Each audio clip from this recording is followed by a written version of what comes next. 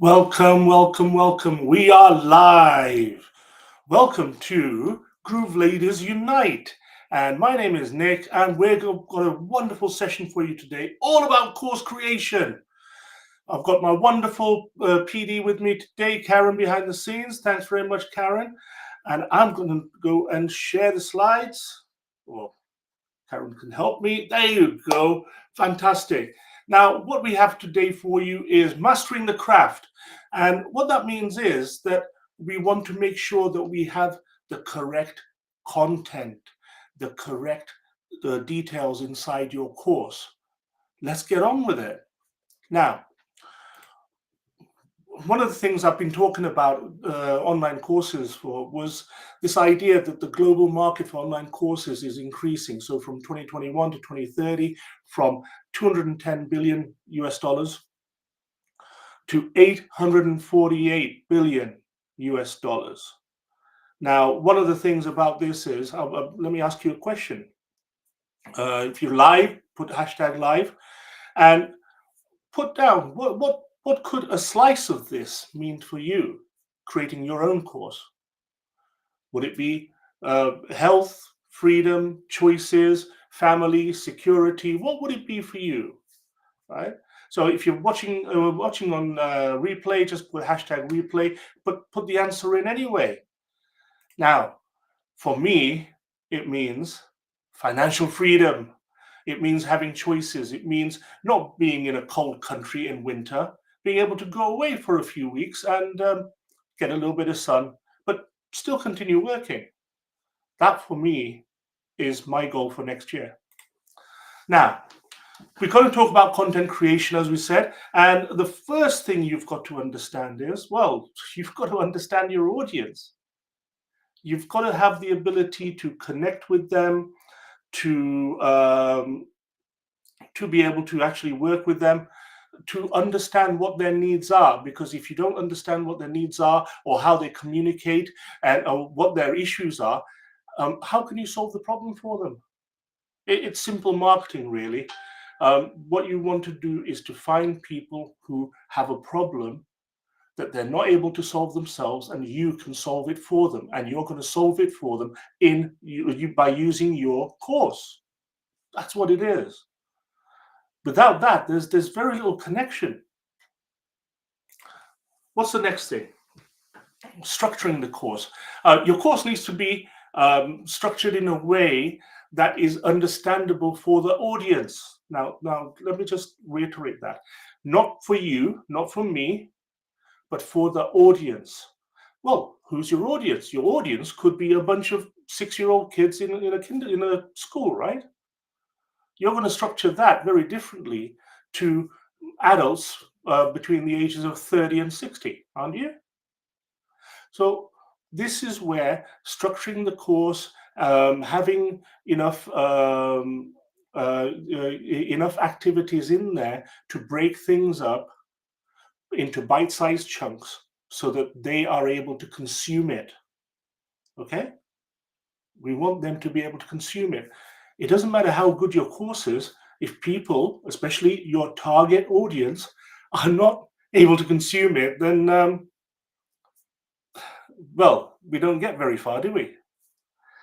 So this is a very important, structuring your course for success. Content that resonates. Yeah, absolutely. This is the crux of what people are there for. You've given them your messaging through your marketing, through word of mouth, through other activities, through advertising, and they've come to your course for a particular reason, to get access to this content that is going to change their lives. Therefore, you've got to make sure that it resonates. It connects with them. They not only do they have the confidence to go and take action, they have the belief. You're giving them belief. Okay, it sounds crazy. You're giving them belief in small doses through your course. Just think about that.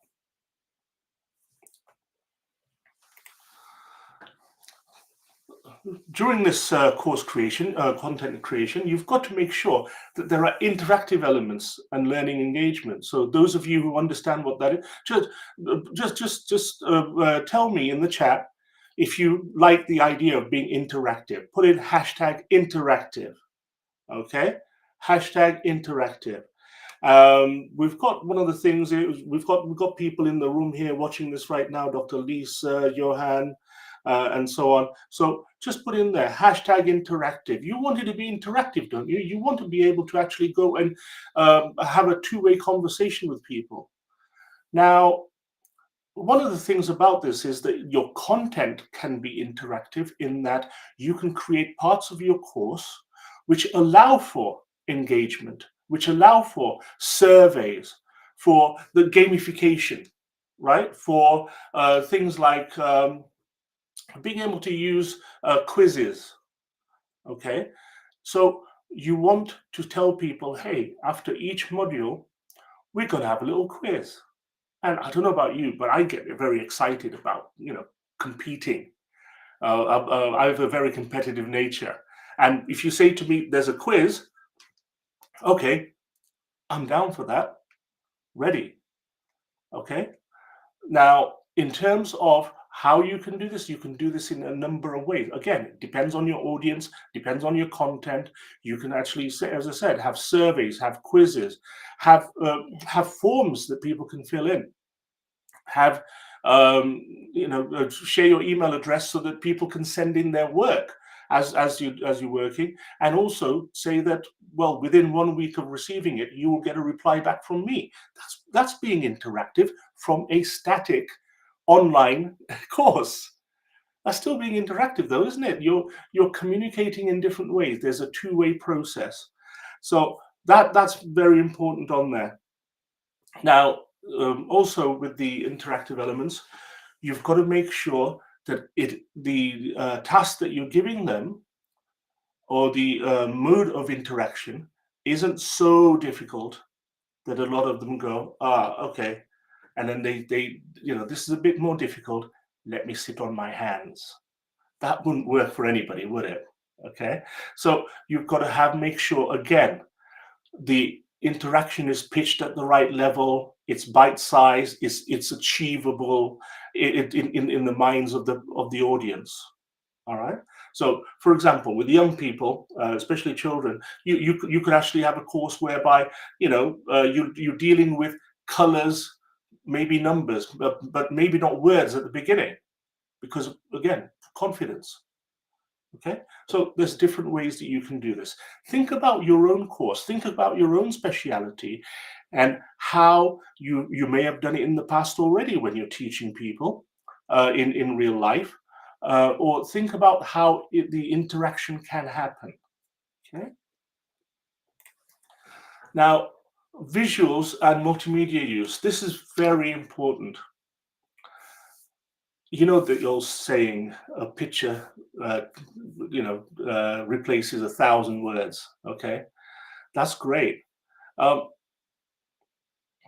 many words does a video replace? Well, you tell me. Put it in the chat. Is it 1,000? Is it more? What about a video? What would a video do? It would, a picture captures somebody's attention. It gets them to, look around the picture. It grabs their attention, allows them to reflect upon the lesson that you're giving them. It allows them to apply your lesson with this picture that you've put on there. It may be a puzzle. It may be of a person. It may be, you may be doing some sort of design course on clothes, and then you're giving pictures of examples of designs, right? You're helping people visualize their own designs by showing pictures. What would happen if we have videos? With videos, you can then go into another dimension. It could be visual only, you could have sound, again, and the video itself can be a learning tool whereby somebody's asking the audience something, somebody, so you could be asking them to watch a video, but that's another way in which you can get your message across. Okay, so With this, why is it that it's important? Why is it that visuals and multimedia use are important? Well, if, for example, I was talking to you now without these slides, without these few words, I've tried not to use too many words because I want them bite-sized, but then it's just me talking to you. It's like I'm in a pulpit preaching, isn't it? Yeah, just giving a sermon. Yay, listen to me. I've got all, everything that you need. I've got the answers. You just have to listen. Well, um, after a while, humans stop listening. Sometimes it's 5 minutes. Yeah, there you go. Johan saying visuals are captivating. Yes, absolutely.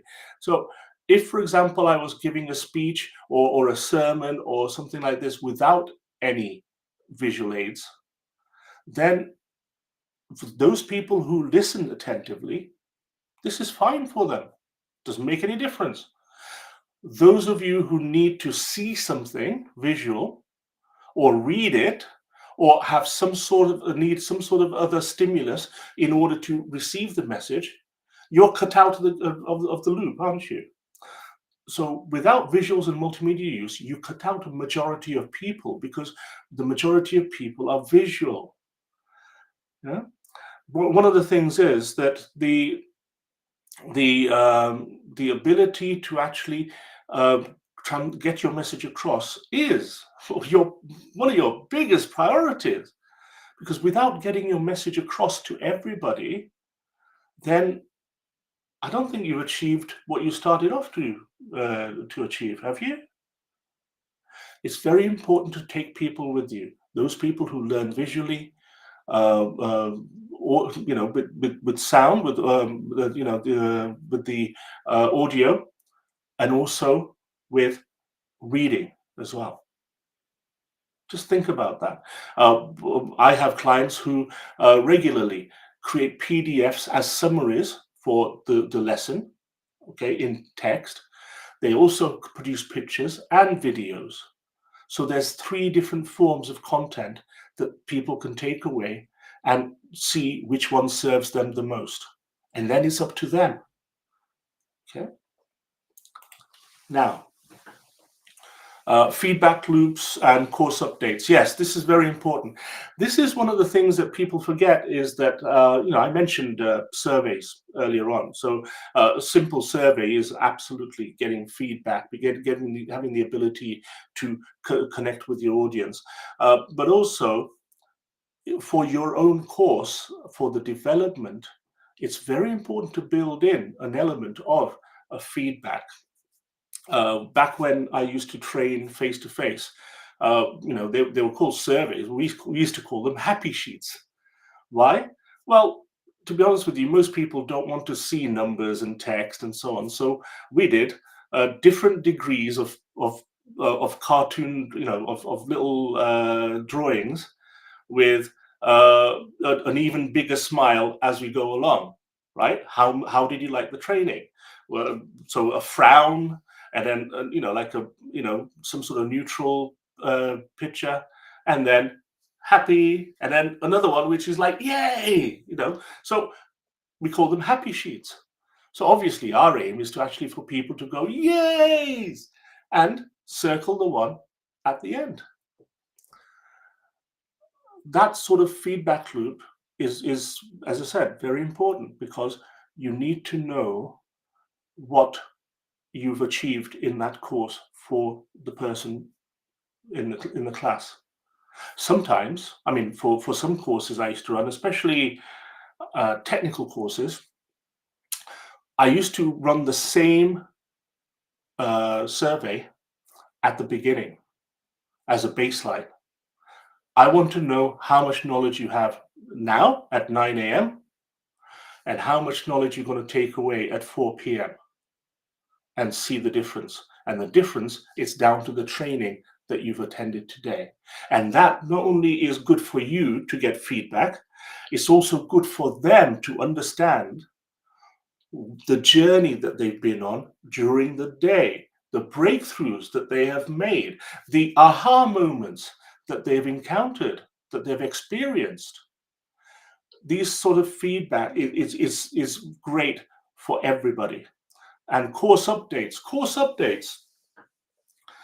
It's very important that when you sell a course, the person buying it knows that, for example, if in 6 months' time the technology changes, or a thing, the industry that you're in, there's a new tool or a new methodology arrive, that you're going to go and update this course.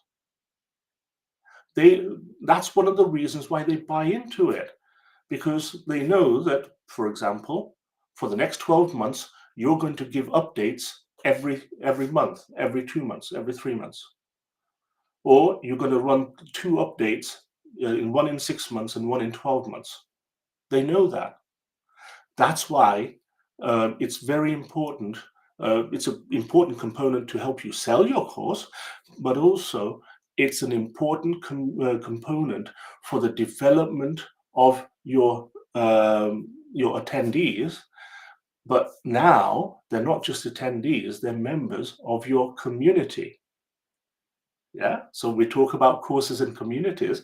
This is your community now, because they are expecting you to connect with them and interact with them in a Facebook group or some sort of other way, or in a WhatsApp group, and also to give them updates. So one of the benefits of doing updates like this is to let people know, not only give them the update, which is great, that's what what they signed up for. It's also for you to be able to give them some news, to be able to drop in the fact that, hey, I've been really busy, I've been so happy to be here.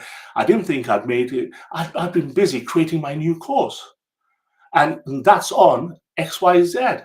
Wow. And you're planting some seeds. And then you're going to send them some more information further down the line. You're going to give them the ability to go and try the course, or give them some sort of discount because they're members of your community. And so those people, I'm looking for 10 people to test the course, and for you, it's going to be $200. Normally, it's going to be $2,500. But for these 10 people, I want to test the course. I want to work with you, $200. Boom. So if they believe in you, if they're in the community, if they are happy members, members of your community, you have an opportunity to use course updates of existing courses to help you develop and move on, not just this course, but the next one as well. Because you have, I don't like the word captive market, but they kind of like are in your community. You've got access to them. They trust you.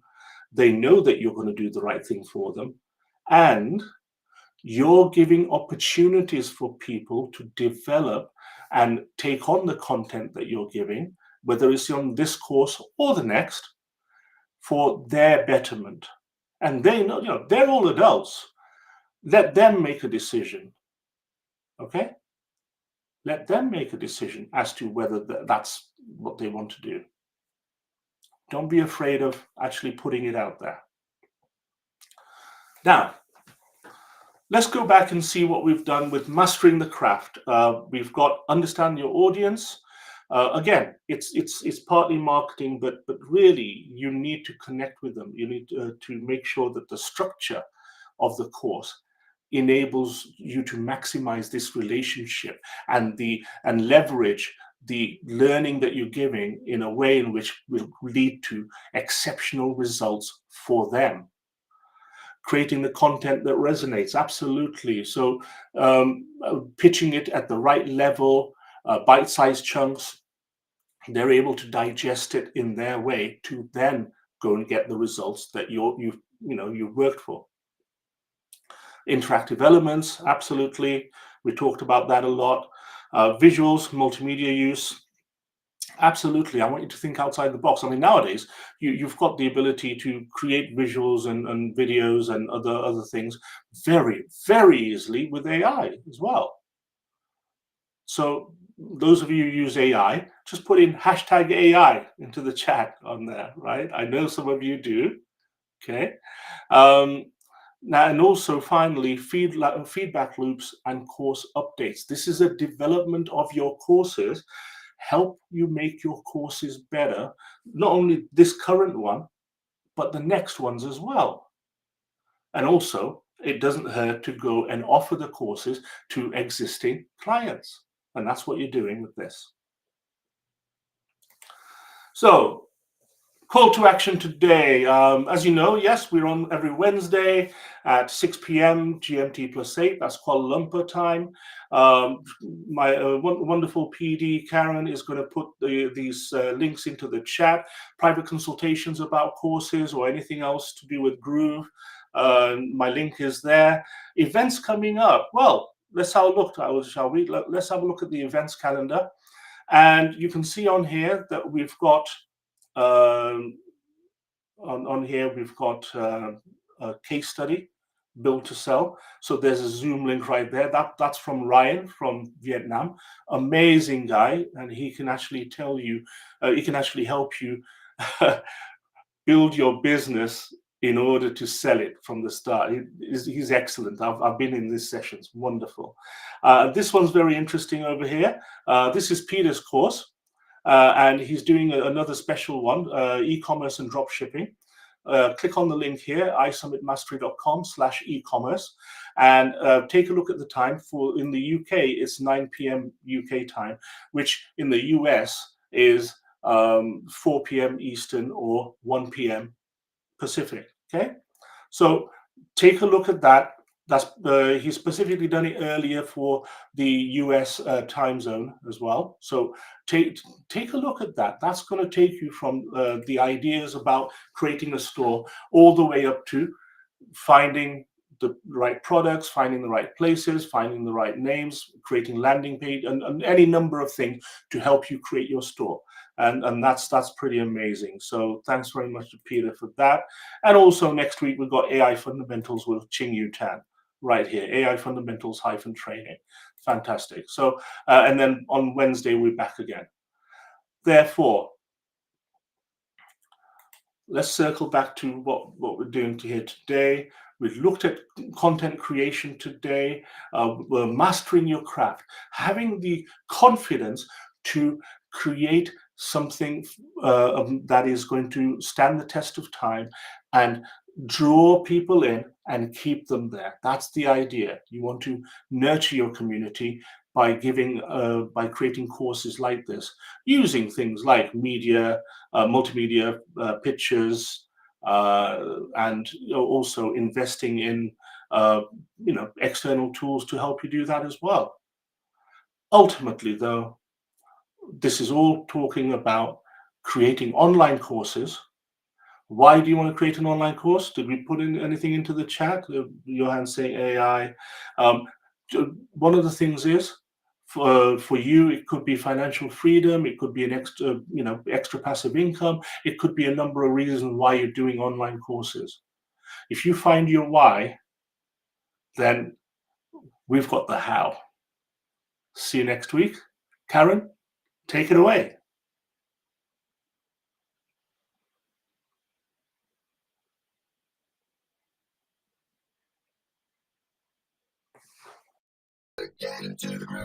Hi, this is Simon Liang with GrooveAsia.cm. Are you already a part of the #1 community in the world? If not, do so right now for free training and support, along with live sessions to help you succeed. Start now by joining us in our private Facebook group and get more exclusive video content on our YouTube channel. Make sure to like and subscribe with notifications turned on for all updates. Join our community right now. Let me know if you have any questions, and I will see you on the inside at GrooveAsia.cm.